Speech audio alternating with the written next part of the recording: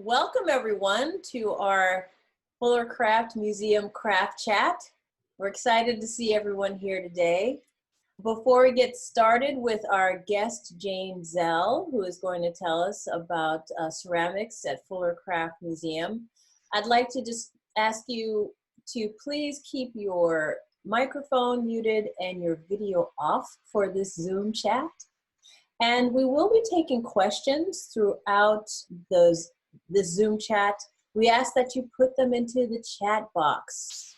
If you look at the bottom of your screen, there is a chat symbol, and also to the right of your screen, there is a chat box. So just put your questions there, and after Jane's presentation, we will answer as many of those questions as possible. Now, to introduce our guest, Jane Zell, I want to introduce to you our Education Director, Sage Brousseau. Hi, everyone.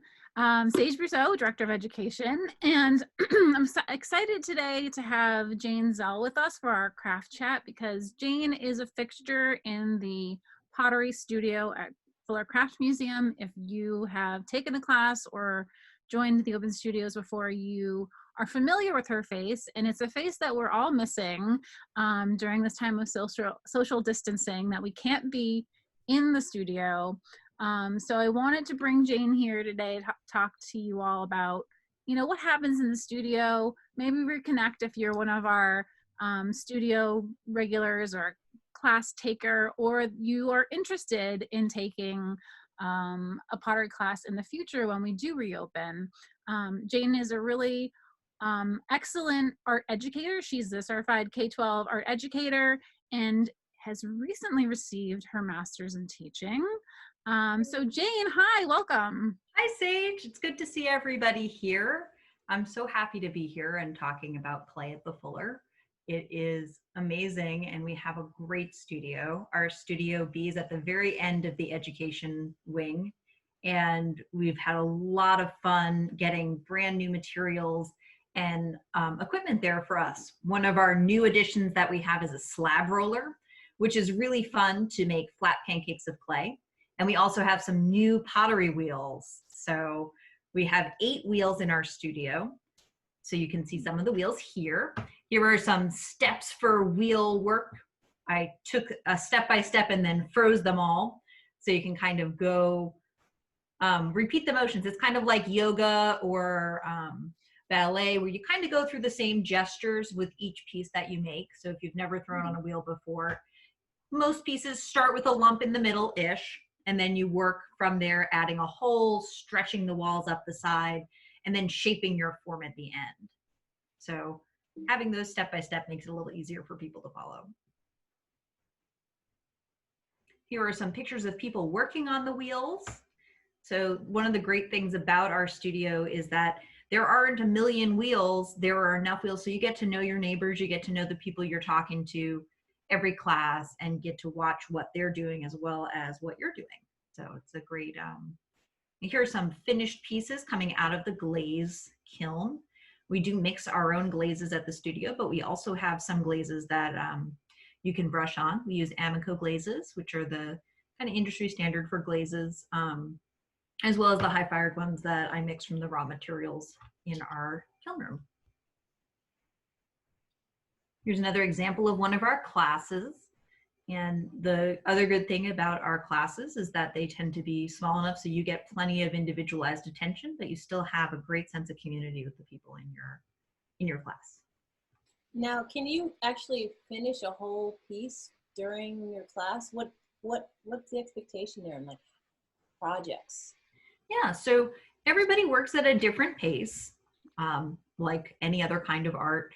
And our studio classes tend to be about 2 hours in length. So in the span of 2 hours, you can throw multiple pieces on the wheel. Most people at the beginning go kind of slowly with their throwing, with their making the pieces on the wheel. So they may only make one piece on the wheel for a class, or finish one piece that they're really satisfied with. Once you get going, it's pretty, you can finish 4 or 5, 6 pieces depending on what you're putting into them. if you're doing carving, like that piece you can see on the front of the screen there, it may take you longer because you're putting more effort into it.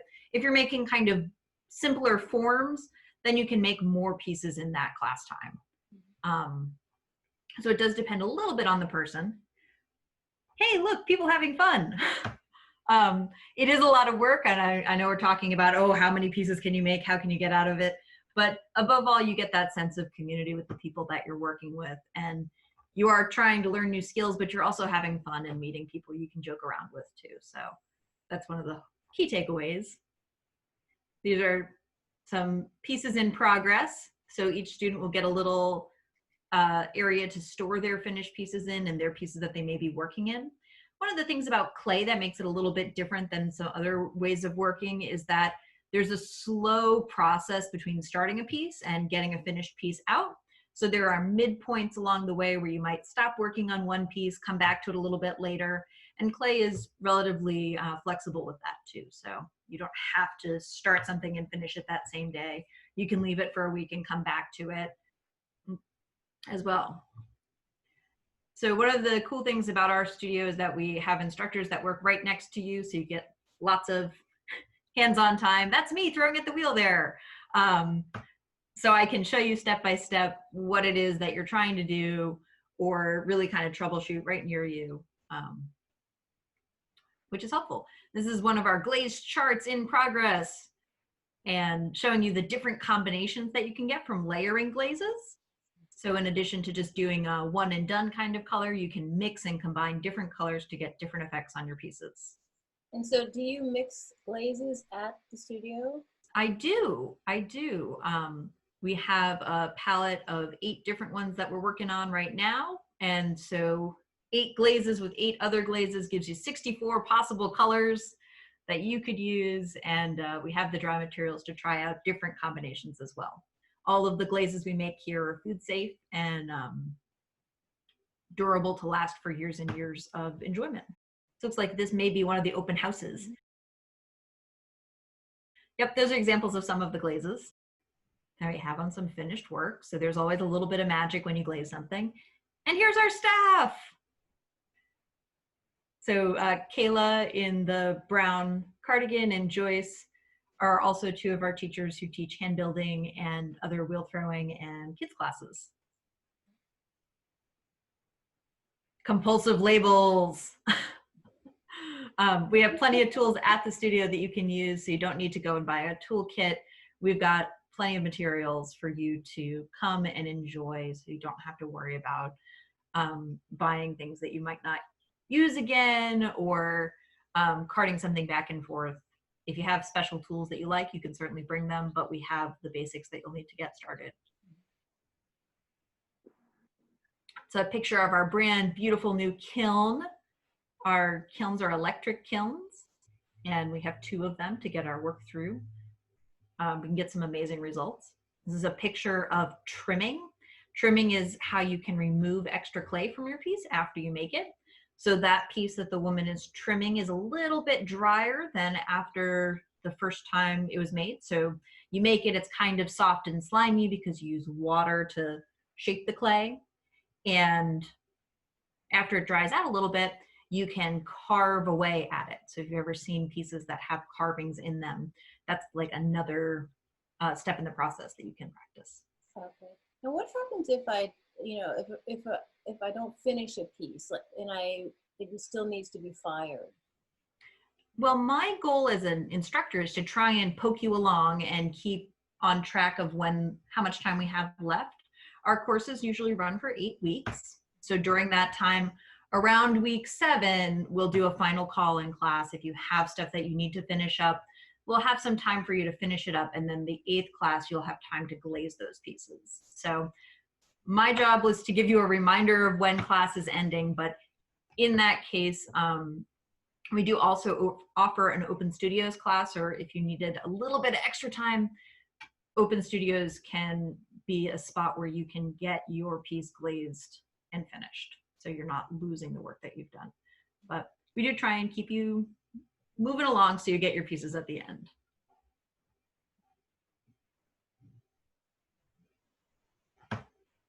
Here's an example of our different clay classes that we offer. I think this, I can't read from one. This is not our current one. These are, but some examples of what kind of classes we offer. We have a wheel throwing class, a hand building class, and also classes for kids, as well as our open studios class that I just mentioned.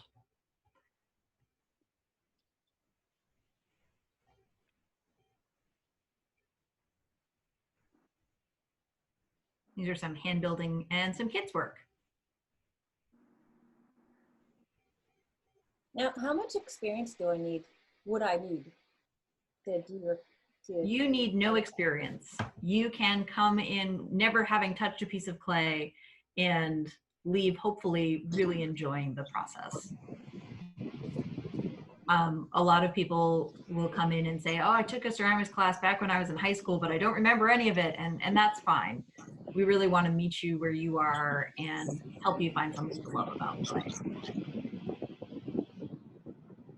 And finding the maker in you is a slogan from the Fuller craft in general, but it really works well with ceramics, because in ceramics, the material itself has so many possibilities, and there are so many different ways that you can plug in to clay and find a way of working that you really enjoy. So I hope to see you all in classes soon. And is there any word on when you guys can start up classes? I was so bummed. I had been looking forward, and I was. Titi, I'll take the question. So we're gonna have time for questions near the end, but to answer your question really briefly is we don't really have an opening schedule for the museum as of yet. All of our classes are scheduled to begin in the fall, and hopefully that they all remain on schedule to open in the fall. As soon as we have more opening information about when the museum can reopen in general, we'll be able to post that. I know we have a guest today. Jane, would you like to to say anything more about the classes? would I like to say more about the classes? Of sure, you can't get me to say enough about the classes. I think that they're so much fun, and it's a great way. One of my students said it in a really an interesting analogy, that like taking a class at a museum is almost like going to see a movie that you get to go back and see every week. So just like sometimes you see a movie and you have no idea what it's going to be about, but you go and you have an experience. So it's like an experience, but it's one that grows upon itself every week. And I thought that that was really a great way to think about learning and exploring the world of craft, is that you get to do it every week and you learn a little bit more. And at the end, you've done something you might not have come across in your everyday 9 to 5. And I understand there are a number of people who actually take classes over and over again. That's true. And we have one of those repeat hosts here today with us, Stacy. Stacy and I go way back in taking ceramics classes. And that's another one of the reasons to come take a class at the Fuller, is that you get friends and people that you've never could have imagined. Like, hey, that's really cool. And people who are united by the idea of making something and having that shared experience. So you get people who know you and people you. And there's Stacy. Yes. Here I am. There she is. Yes, Hi, Stacy. Thanks for coming. Hey, you're welcome. So I have been coming to the Fuller for 3 years. I think I'm on my 5th go around with Jane in the beginner's class. I did step out and do open studio, but I didn't like it because Jane wasn't there. So I actually went back to the introductory class, and I have been working with clay for 45 years. And look what I found, Jane. This was one of my first pieces. Hey, you found it. Nice. So I haven't been throwing for that long consistently, but I find that in the past 8 years or so, I've been doing it a lot more. You know, I wanted to show you this too, Jane. This is from 10 years ago. Oh, look at that cover jar. Yeah. That's fancy. Yeah. So, but I also brought some of the pieces that I've made with Jane. And part of the reason I come back and to the Fuller and with Jane is because Jane is very gentle and points out things I may have forgotten in my long time with clay. And she does it in a really great way. She's not like, Stacy, what are you doing? But she's very good. And, you know, she finds a way to connect with people that have different levels of experience. So I could be sitting next to someone who it's their first time, and Jane is, you know, tailoring the content to her, to that person, or someone that has, you know, my level of experience or more. So it's a collaborative group, and people throw ideas back and forth across the wheels. The wheels face each other, so you have a chance to kind of talk to the person across from you while you're throwing. You know, people are supportive of each other. You know, I will say that, you know, I've been through some struggles in the past year with my mom, and Jane was there to, she knew what days not to talk to me when I showed up and what days to talk to me. So here's another one of my bowls. Ooh, nice. This is my favorite one. It's the matte black. I find that I definitely have been using all of the bowls I've made with a new sense of like, I remember we got to make bowls. So I went through a matte black phase and I gave up, and now I'm in the ivory phase. Yep. This nice little guy. And then I think this is Gail's blue and something else. Taylor green, maybe? Taylor green, yeah. Yep. So I think I still have some pieces there because we got kind of shut down quickly. But you know, I have been to other places. I used to go to the Potter's Place in Walpole. But I like the community of the Fuller's Craft. I like the way that it's supportive of the museum. And I will say that if you're looking for like a first time experience, it's a great place to start, or to pick up where you forgot, you know? Yeah, I mean, it's one of the things that's really great about our classes is that we do get people with mixed levels of experience, and people are really nice. Like, they help each other out. So, oh, hey, how do you do that thing? How do you do that? Or, you know, everybody, I think with the way that ceramics is, and that you can do so much, there are little tricks and tips that one person will pick up that you might have missed, or you've seen it done one way and someone else will show you another way and be like, oh, hey, I could do that. So it's a great way to build your skills and figure out new ways to do things and kind of keep yourself plastic, which is great. I think that the classes at Fuller have been one of the things that I miss the most in being involved in it, just not getting to see. Okay. Jane, yeah. Question for you. Can Sure. people bring in their own clay and their own glazes? We say no on that, and the reason for that is that there are different kind of care and handling instructions for different kinds of clays. There's a temperature that you need to cook it at, and there's sometimes different considerations. And since we are a shared studio, we want to make sure that everything is going through at the right temperature for it to be solid and food safe, so that you get a good product at the end. Because we want you to take away the best possible pieces you can. So the same thing for glazes. With glazes, there are some glazes that play nicely. The glazes within the Amico family tend to play nicely with each other. But since we are a food safe studio, making sure that our glazes are all food safe and non-toxic keeps the tools and the equipment clean for everybody. And Stacy, what class did you say you were in just most recently? I'm in the introductory class on Saturday morning. I was in the open studio in the afternoon, but I'm a morning person. I don't want to be throwing in the afternoon. I want to, you know, hit it in the morning. So, yeah. Plus Jane's there. It's true. I am. And we have a coffee maker, so mornings are not so bad as long as you can get coffee. Yeah, and I walk in and Jane has the coffee ready. Oh yeah. So you can't beat it. Coffee in your own mug, you know, it's a good experience. It sounds like a great vibe you've got going there. So we definitely try. I try for, you know, it's upbeat, and pottery is messy, and sometimes it doesn't go the way you want. So you just have to smile and have fun and be around people who can make you smile and bring out that playful experimentation side of it. So my favorite part is when people come to the museum and they get to the end of the hallway and they look in. Oh yeah. Like, come on in.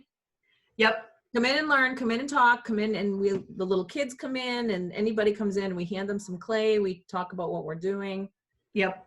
Trying to build That is Jane's fun. pipeline.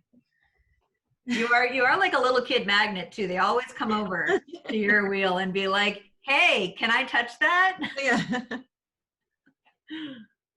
Which is fun. And then we get the parents like, hey, do you want to play some clay? They're like, no, no, no.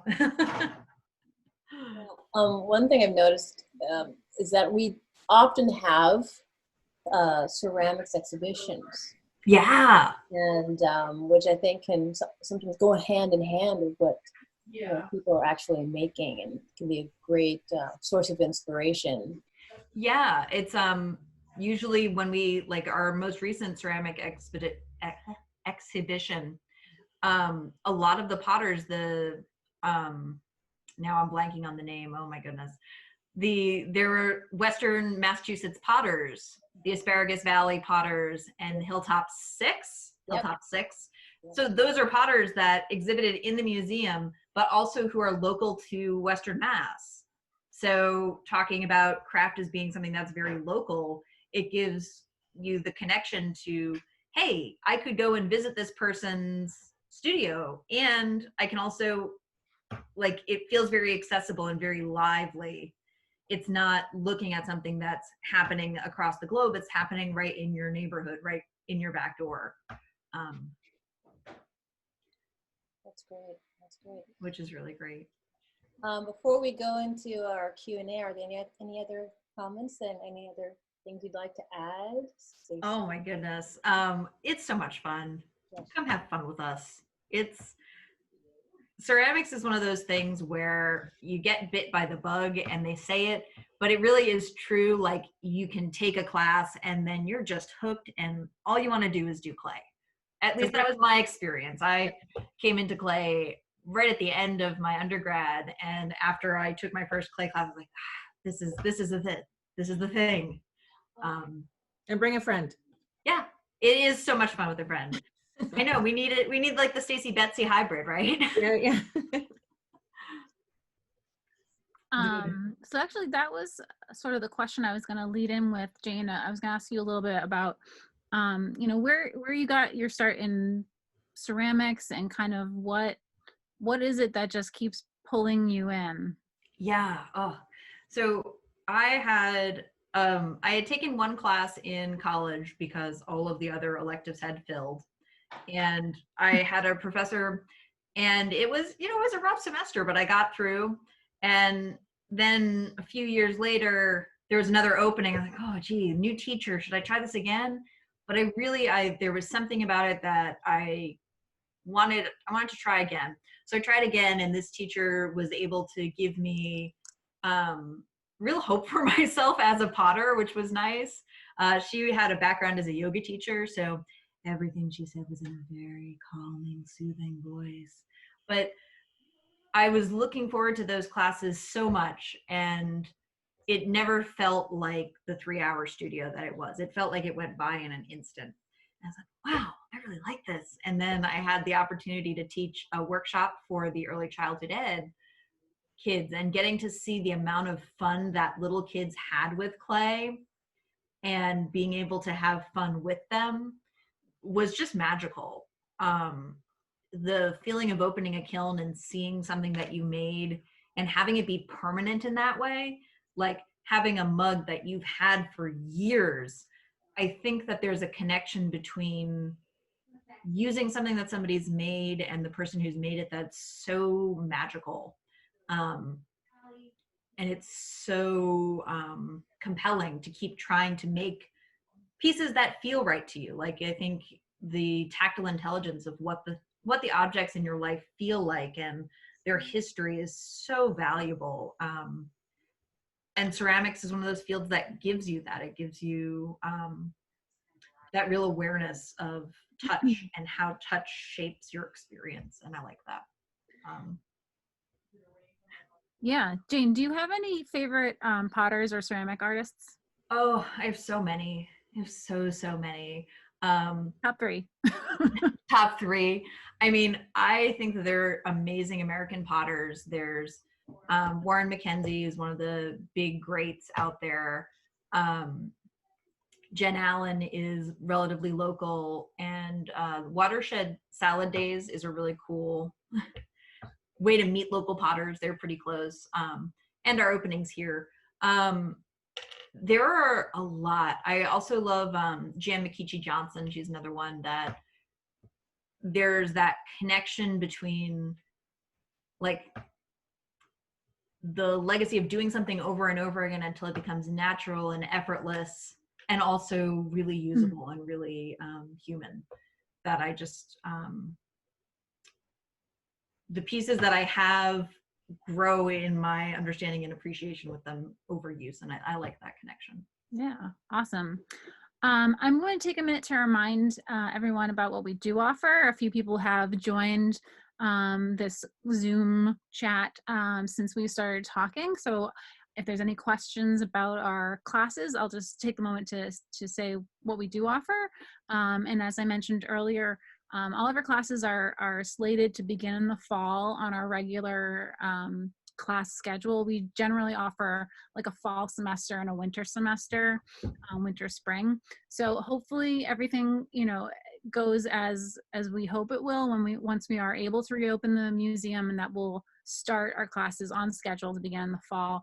And we do offer 3 different classes that are all the intro level for wheel throwing. So there's 3 opportunities to match your schedule. We have the Saturday morning, which Jane was teaching. We have the Sunday morning and the Thursday evening classes that are all intro to wheel throwing, where you would learn to make those beautiful vessels and bowls on the potter's wheel. And like you mentioned, they're all 8 weeks long. So you have the time to start and learn and complete something that you're proud of.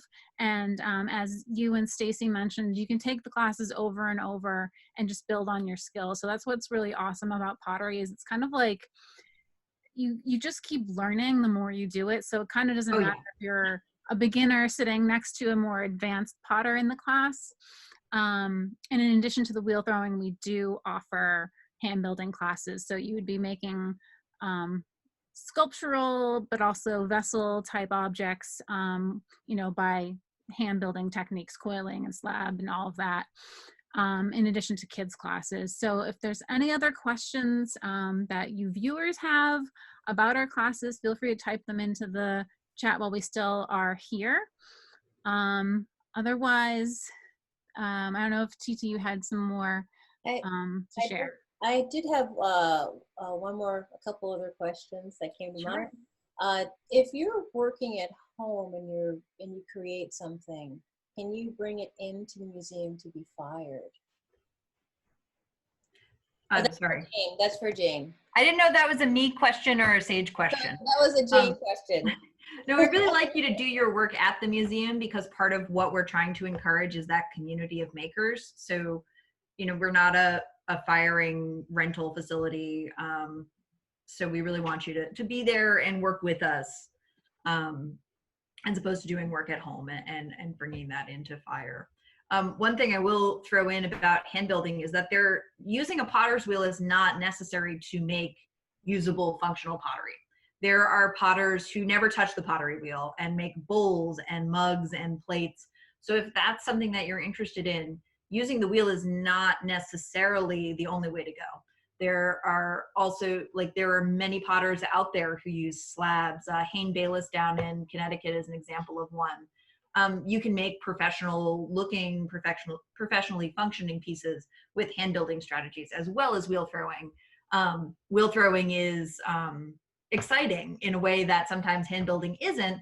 But if you've ever done baking and you really like making pie crusts and cookies and breads and things like that, you probably already have a lot of hand building skills that you might not realize you already know.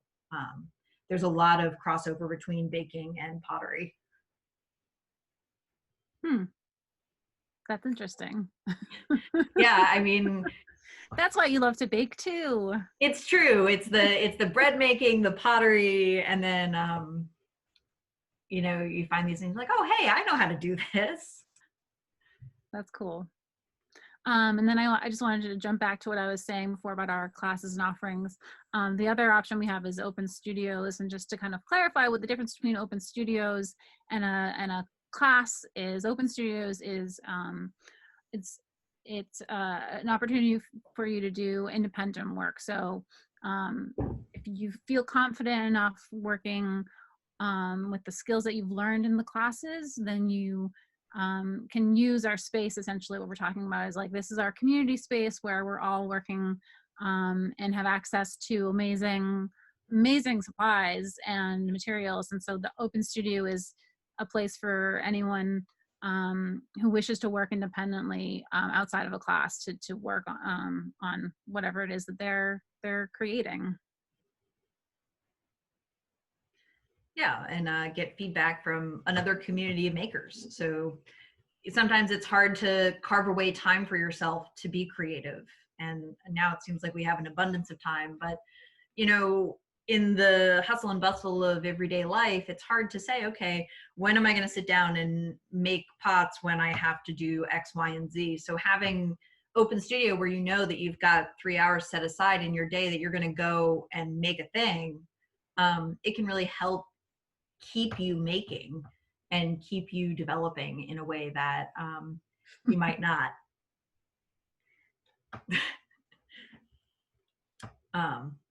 Sorry, I see people pop into Zoom windows. My instinct is just to wave. Jane, I have a quick question, and also I heard a rumor that occasionally there are some baked goods that appear that you make. Yes, it's true. Is that rumor true? It is. I'm like, you know, I don't have an Italian grandma in me, but I feel like somehow I've got it by proxy where I just like to feed people. Oatmeal cookies. Yeah, those were good. Like, and it's that like kind of creative spirit, like you guys get to be my test dummies for baked things too. That's good to know. I'm just glad to have that confirmed. And Oh, yeah. And my real question is, as a beginner, what are some of the challenges that I might expect to have? Oh, okay. Are you talking beginner wheel or just beginner in general? Beginner wheel, beginner in general. Okay. Yeah. I think the beginner in general, it's sometimes intimidating because you have a very clear idea in your head of what you want to make or what you want something to look like. And sometimes getting your hands or the tools to cooperate with the idea that you have in your head can be hard. Like I have a very specific idea of this cup that I want to make, and it's going to look like this and it's going to feel like this. But then when you actually go to do it, sometimes it doesn't turn out that way. And that can be really disappointing. I think that's true with any kind of art making, but sometimes it's harder to translate those ideas in your head into 3D. Like sometimes jumping between that idea in your head that's kind of fuzzy and an actual 3D touchable object, there's a little bit of a bigger step. So that can be frustrating for some people. I think that specifically on the wheel, you know, wheel throwing is a skill and all skills take practice. If you've ever played a sport or done dance, or even if you think about learning to drive, there's a series of motions that you need to train your body to do. And so it is to some extent muscle memory of knowing how hard is too hard, how fast is too fast, how slow is too slow. And so understanding what that range is, it takes time. And so you are going to make mistakes, but it's a great way to keep humble if you want to look at it that way. It does keep you humble and also receptive. So, okay, I wanted to make a bowl and then now it's a plate. How do I make the best of this and turn it into something that I can keep? Or do I just say, nope, I'm just going to do it again. I'm going to recycle it. One of the things I love most about clay is that before clay goes into the kiln, the big oven that makes it hard, you can recycle it. So you don't like your piece, you don't want to save it, you can add water to it, make it soft, and then reuse that clay. So nothing's wasted in trying. And I think, you know, if you were doing something out of wood, you cut that piece, it's cut, you can't uncut it. But with clay, you can go backwards. You can go backwards and forwards and backwards and forwards right until it gets to the kiln.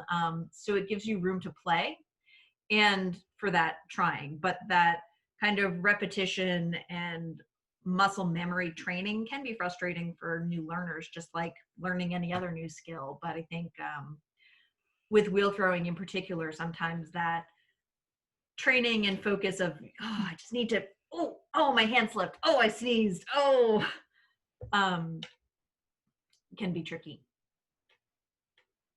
And for some of the more advanced students that you see come through, what are some of the issues or / challenges that you see with some of the more advanced students, would you say? So a more advanced challenge is kind of repeating forms. So, okay, now I can throw a plate and I've thrown a beautiful plate that I love. Can I throw 5 to make a dinner set? Can I throw, 4 ice cream bowls that are all the same or similar? Or sometimes it's about weight. A lot of people can make a form, but when you hold that form, all of a sudden the bowl will is very, very, very heavy or very, very, very, very light. So kind of refining how much clay you use and also conserving your material.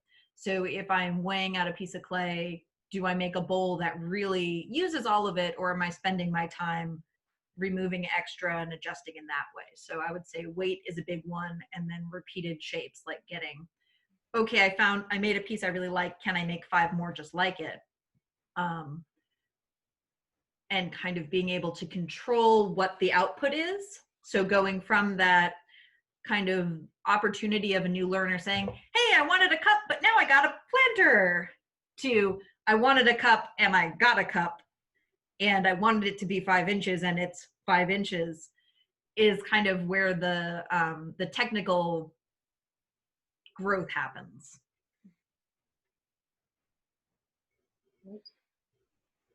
Did I get it? Thank you. Yes, you did. Yes, you did. Thanks for answering. I get kind of rambly, so I sometimes have to check myself and be like, did I actually answer the question that you had, or was I just telling you about? That's perfect. And Sage, do we have any more questions in the financial? So, well, I was just going to sort of transition us into our next sort of like lasting impression. And it's been a challenging time for potters, especially since most of our potters depend on working in the studio at the museum, and even yourself, Jan, I know that you don't have a studio that you can go to during this time. So how has it been being out of your preferred element for so long? And what are you doing? Is there anything that you can do that gives you the satisfaction of working with clay? Yes. I've spent a lot of time looking at things, which sounds like, it's not the same as making, but it does impact your making. I think looking at the artists that you admire, looking at, everybody's struggling, and crafts artists are struggling as well. And a lot of the shows that bring in revenue to independent artists have been canceled or postponed indefinitely. So looking online, if they offer, if the artists have websites, or if the shows have moved online, like NCECA, the National Council for the Education of the Ceramic Arts, had to cancel. That was in late March, early April. So they moved a lot of those features online. So looking at those kind of, looking at the galleries, looking at the websites of other artists who are making and have made work will inform what I like and kind of what I want to do when I get back. I also have been experimenting with some fake clays. So I have some clay, but if you don't have clay at home, we've got some fake clay recipes for you. You can check out the link in the chat. Is that where the link is? Yes, we put a link in the chat box. Okay, so the link is in the chat box if you want to see the level of inquiry I have had. It was kind of a deep rabbit hole of finding different clay bodies, fake clay bodies, to test them. But it's not going to be the same as a fireable clay, but you can get some pretty cool products. I made some little tiny earrings. So they're really tiny. But the clay products that I put the links in, you can paint them. So if you have, these are fancy nail polishes, but you can use acrylic paints as well as your good old Sharpie markers. So wow. This is like just a little pinch dish I made. It's still drying, but it takes Sharpies really nicely. The color stays where you put them. You can do little tiny prototypes too. So even if you can't get into a studio to make a full-size object of a thing, you can make little tiny sketches in clay of things that you might want to make. So any of these like fake clay doughs can give you the idea of what you might want. It can be a little seed that you come back to later.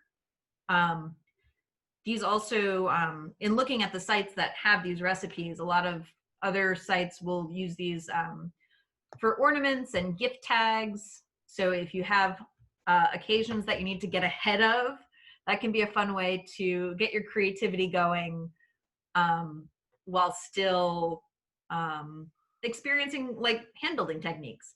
These fake clays can use stamps. So if you have objects in your house or if you have rubber stamps, you can stamp on them. You can use, there's a bunch of materials that you might have lying around, like old eyeshadow works really well for metallic shimmery things. And then you can just put a clear gloss on top.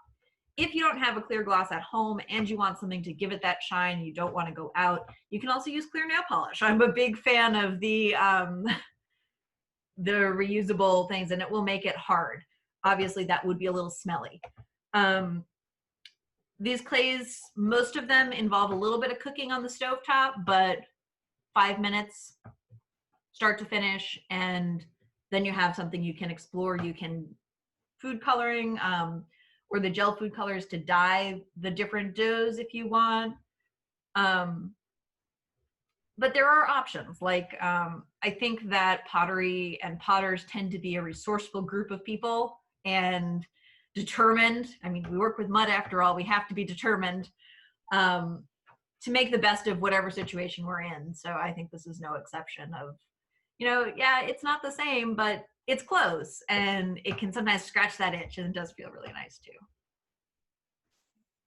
Well, thank you for compiling that, the recipe and doing the series of experiments to come up with the best one. Just to clarify, if anyone would like to see Jane's takeaway, it's called I Can't Believe It's Not Clay. And there's a link for it to our website in the chat box. You just scroll down, you can see the link at the top. And you can check out that recipe and make some clay at home while you're, you know, cooped up. You can be creative. So thank you so much for making that. So we've come to the end of our program here.